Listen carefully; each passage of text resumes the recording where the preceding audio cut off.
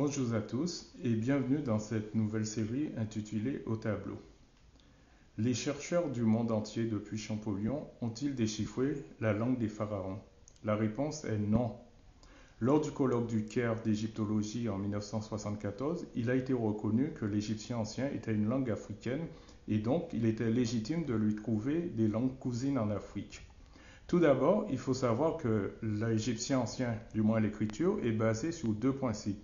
Le principe du squelette consonantique, qui consiste à prendre un objet qui servira à écrire un autre objet ayant le même squelette consonantique. Quelquefois, les deux mots peuvent être homophones. Et le principe de l'acrophonie, qui consiste à prendre comme valeur alphabétique la première lettre de l'objet dessiné.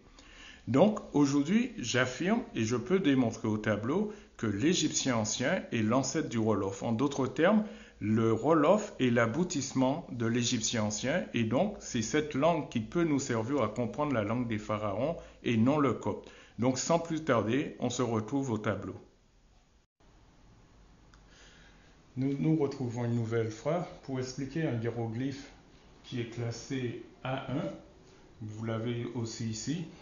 Voilà, ici nous avons vu lors d'une précédente vidéo pour le mot nomo que cet hiéroglyphe a comme valeur alphabétique le N. Vous voyez, on revoit le N, le O et le mot mou. Donc techniquement, il y a de noter no mou. Et on l'avait vu la vérification par le copte no mou. Bon, aujourd'hui, on va faire un petit peu plus compliqué, mais c'est quand même basique. Nous avons le hiéroglyphe que l'on avait vu, le bol d'eau, la lettre N, principe acrophonie. Nous avons le bol, enfin une tasse, la lettre K. On retrouve notre hiéroglyphe, mais cette fois-ci avec la barbe qui représente les êtres sacrés, les dieux. Donc c'est toujours la lettre N. On a loi qui se prononce ça ou si. Et on a notre tasse qui se prononce K. Donc, ça se prononce Nekna Saka. On peut aussi dire Nekna Sika. Donc, Nek, c'est du Wolof, c'est le verbe être. Na, c'est du Wolof, c'est moi, c'est je.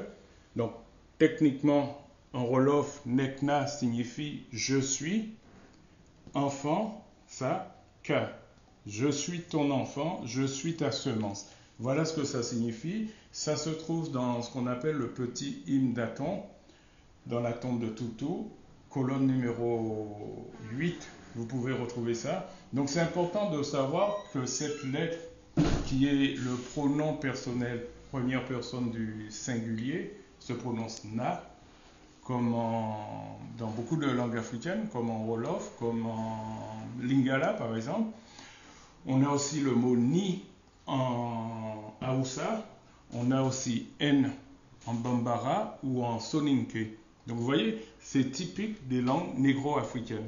Vous ne trouvez pas ça dans les langues sémitiques ni dans les langues indo-européennes.